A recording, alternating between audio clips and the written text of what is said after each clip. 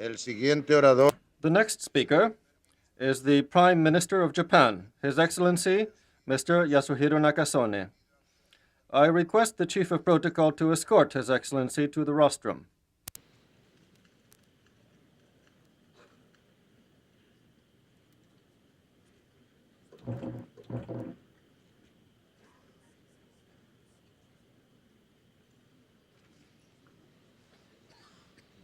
Tiene la palabra. I give the floor to His Excellency.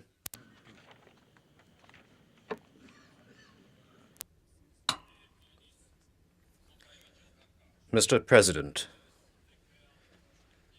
Mr. Secretary General, distinguished delegates, on behalf of the people of Japan and their government, I should like first to express my congratulations to the United Nations on its 40th anniversary.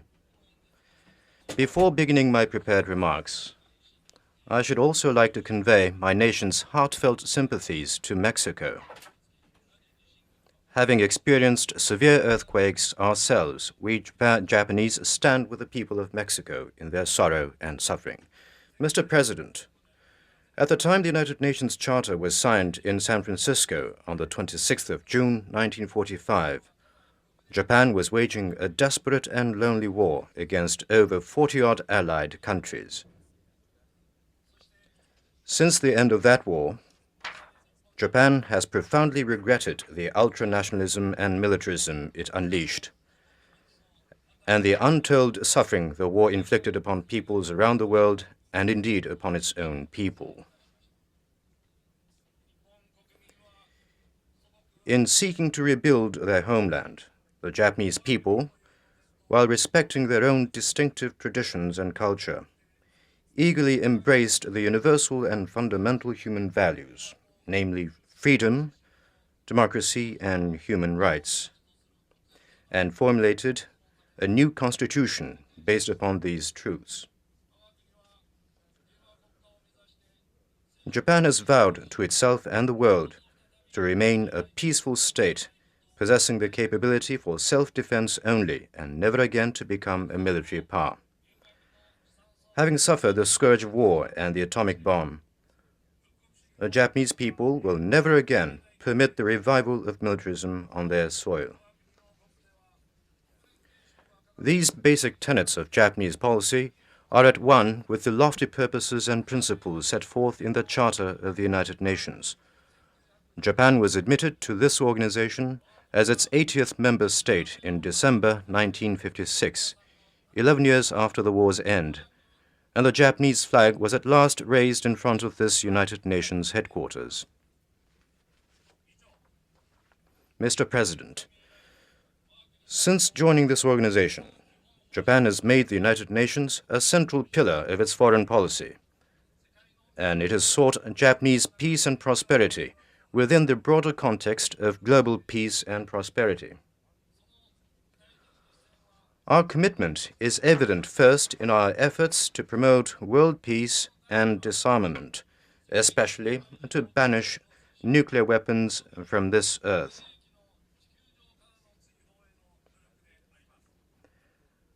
As the only people ever to have experienced the devastation of the atomic bomb in Hiroshima and Nagasaki, the Japanese people have steadfastly called for the elimination of nuclear weapons. Nuclear energy should be used exclusively for peaceful purposes. It must never again be employed as a means of destruction. The nuclear weapon states should lend a responsive ear to the world's urgent appeals for the elimination of nuclear weapons. In this respect, I must say, the leaders of the United States and the Soviet Union have especially grave responsibilities. The leaders of these two countries should present clearly to all the peoples of the world the actions they intend to take, while maintaining a proper balance to reduce drastically their nuclear arsenals and ultimately to eliminate these weapons, which could extinguish all life on Earth and transform mankind's only home into a dead planet.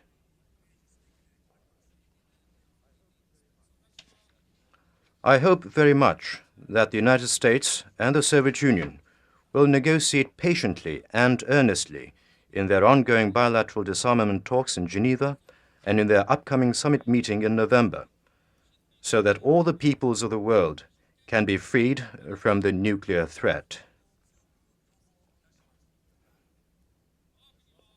Japan has long stressed the need for a comprehensive nuclear test ban as an important element of nuclear disarmament.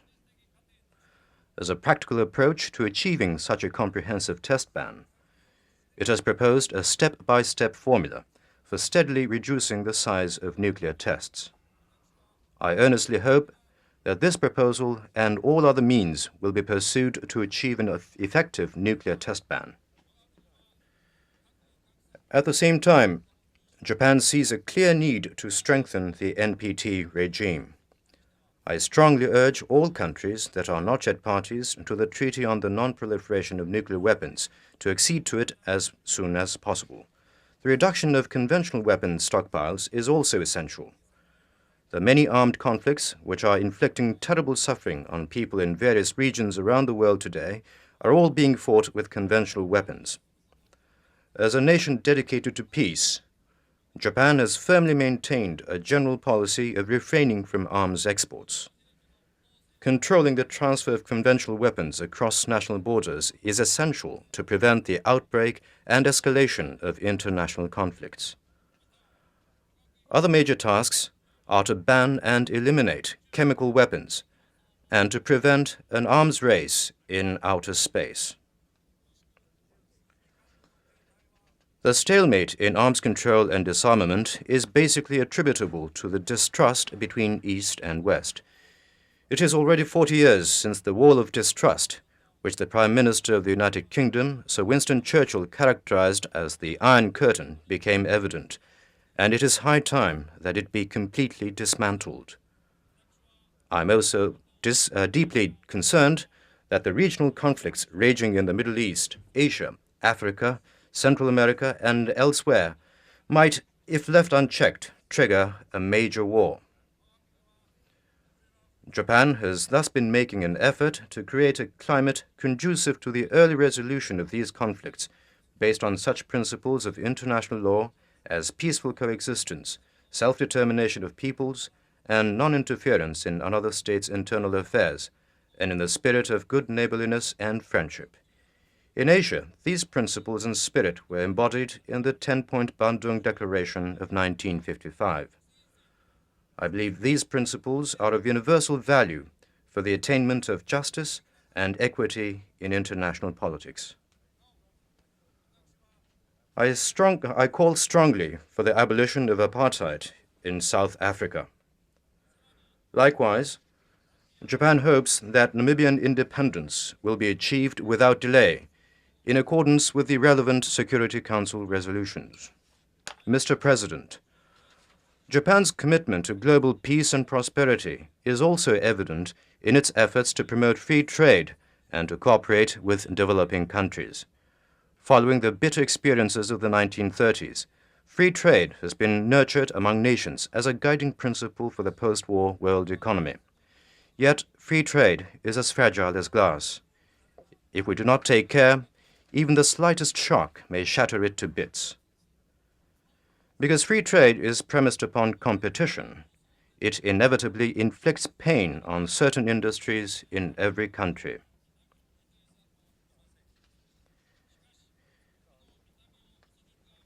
Because free trade is premised upon it inevitably inflicts pain on certain industries in every country. Yet if countries fall back on selfish national policies in an effort to avoid this pain, then clearly the entire structure of free trade will collapse. Like a powerful narcotic, protectionism may induce a feeling of temporary well-being in the industries it is supposed to protect. But protectionism not only saps the vitality of its users, it also begets further protectionism, and ultimately the world economy will lapse into a coma. We must therefore rededicate ourselves to resisting the lure of protectionism and to preserving and fortifying the free trade system.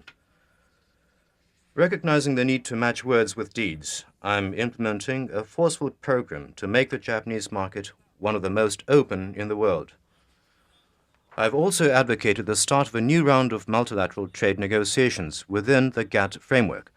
I hope the distinguished delegates assembled here today will lend their understanding and support to this effort so that these negotiations may be initiated as soon as possible and brought to a successful conclusion.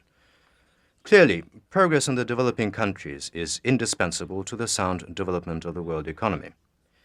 Itself a developing country only 100 years ago, Japan achieved its modernization and industrialization with the support of many advanced countries.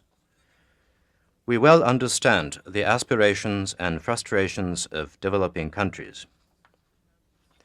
Today, it is Japan's turn to help others, and I believe Japan has a moral duty and major international responsibility to use its economic power, technology, and experience to assist developing countries in their nation-building and human resource and development efforts. I have long reminded the people of Japan and other industrialized countries that there can be no prosperity for the North without prosperity for the South. I firmly believe this to be true, and I believe Japan has an important global mission to act as a bridge between North and South.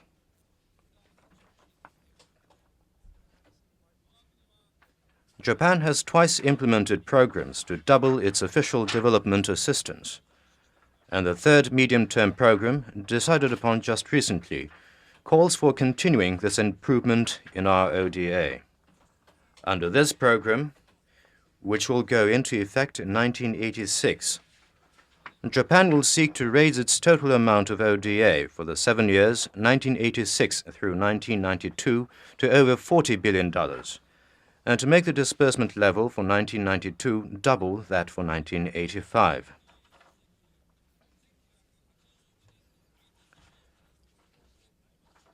Japan will therefore be expanding bilateral grants, multilateral assistance, and yen loans in a determined effort to meet this program's targets. Mr. President, Japan's concern for global peace and prosperity is evident also in its cooperation with peoples throughout the world in the development of culture and civilization. Culture is the supreme mark of man, and I believe that the goal of politics is to contribute to culture. From this perspective, I have placed a special emphasis in domestic politics on education, scholarship, the arts, the science and technology, and environment, all of which foster the enrichment of culture. Such efforts are today increasingly important in the international community as well. International exchanges in science and technology, the arts, sports, scholarship, and other fields provide indispensable support for peace and cultural creativity. We ought to take full advantage of the remarkable advances being made in transportation, communications, and information processing to lower and even remove the walls that separate the peoples of the world. We ought to promote more international exchanges among peoples, giving the fullest respect to the human rights of all peoples, and in this way build a truly peaceful world civilization. I believe success in maintaining peace depends upon nothing less than mankind's collective conscience and the level of cultural exchange among peoples. As a nation committed to peace and cultural development, ever since its admission to this organization, Japan has cooperated faithfully and vigorously with its activities, providing financial support, information, and personnel. We intend to strengthen our support, giving particular attention to such issues as the environment, population, and health. Faithful to the basic spirit of its charter, the United Nations has worked for 40 years to respond to the changing international situation. Looking ahead to the 21st century, we must not shrink from the task of continually reviewing and improving the functions of our United Nations in order to maximize its effectiveness. Japan is prepared to cooperate in every way it can in this regard. It was in this spirit that Japan's Foreign Minister Abe proposed before this General Assembly last month that a group of eminent persons be established to study ways to make the United Nations more efficient. I strongly urge that this proposal be given the support and cooperation of all delegations gathered here. Mr. President, our generation is recklessly destroying the natural environment which has evolved over the course of millions of years and is essential for our survival. Our soil, water, air, flora and fauna are being subjected to the most barbaric attacks since the earth was created. This folly can only be called suicidal. Tragically, in many regions of the world, starvation daily claims the precious lives of thousands of human beings, mostly children who are the future's best hope. Malnutrition and other harsh conditions hamper the sound physical growth and mental development of countless other people. Indeed, some regions of the world are in danger of losing an entire generation of people. If we are to preserve our irreplaceable Earth and ensure the survival of mankind, I believe we must create a new global ethic and devise systems to support it. Let us act today so that future historians can look back upon the closing years of the 20th century as the era when coexistence and mutual respect were achieved among all peoples for the first time, and when men found a proper balance with nature.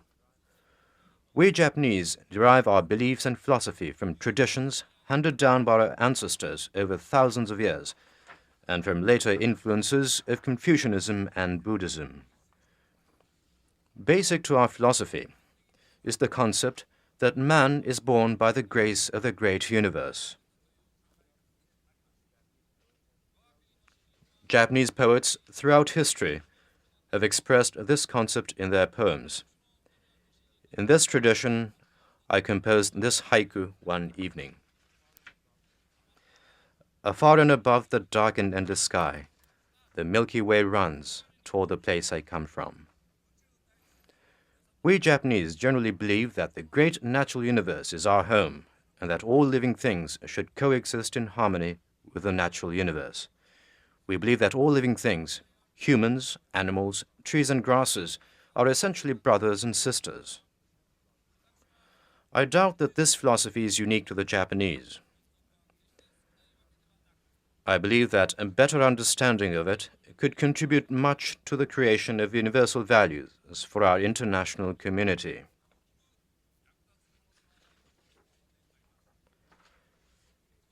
The human potential for creativity is distributed evenly among all peoples in all lands, and all the different religious beliefs and artistic traditions in the world are equally unique and equally valuable.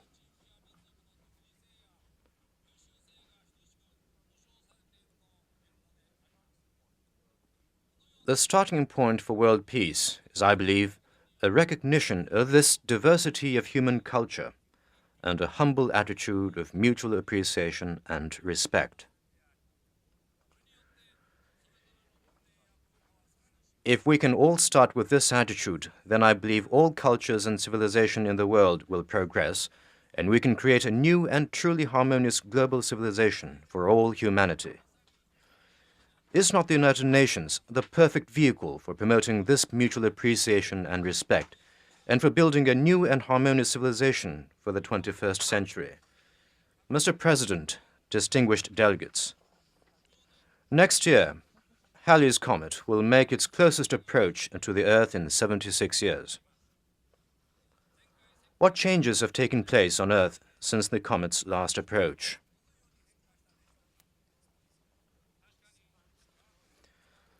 Science and technology have surely advanced far beyond the wildest dreams of the people at that time. Through rocket probes launched by Japan and other countries, we are now about to penetrate the secret of this mysterious comet which have puzzled mankind throughout history. During the past 75 years, colonialism has been largely eradicated from the Earth. The number of independent states achieving self-determination has multiplied, and respect for human freedom and dignity has become much more widespread than before. Nevertheless, through scientific progress, man has created a terrible monster, the hydrogen bomb. And we have reached a point where, with genetic engineering, the dignity of human life itself is threatened. Indeed, is not mankind's present situation threatened by atoms from without and within, more precarious than ever before? Are we not suffering more than ever before from starvation, violence, discrimination, and narcotics? Are we not destroying our environment on an unprecedented scale and perhaps endangering the survival of all life on this planet? As a political leader, I cannot but feel a deep sense of responsibility for the situation I'm witnessing. Thus, I ask you to join me in a vow. Let us vow to work together so that in the middle of the next century, when Halley's Comet completes another orbit and once again sweeps by our planet, our children and grandchildren, having completely abolished nuclear weapons and achieved general disarmament, will be able to look up at it and report that the Earth is one, and that mankind everywhere is coexisting in harmony and working for the well-being of all life on this verdant globe. Thank you very much for your kind attention.